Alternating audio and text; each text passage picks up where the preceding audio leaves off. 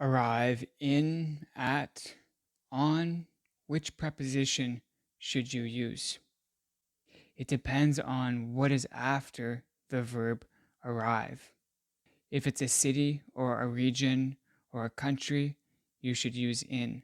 For example, we arrived in Toronto, or we arrived in Ontario, or we arrived in Canada. If it's a smaller location or a specific place, then use the preposition at. For example, we arrived at the airport. Also, if you want to mention the time, then use the preposition at.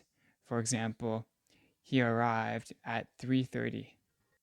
If the thing that comes after the verb arrive is considered a surface, then use the preposition on. For example, we arrived on the ground floor, or we arrived on an island. Also, if you want to indicate the day on which someone arrived, use the preposition on. For example, he arrived on Friday, or we arrived on Christmas Day.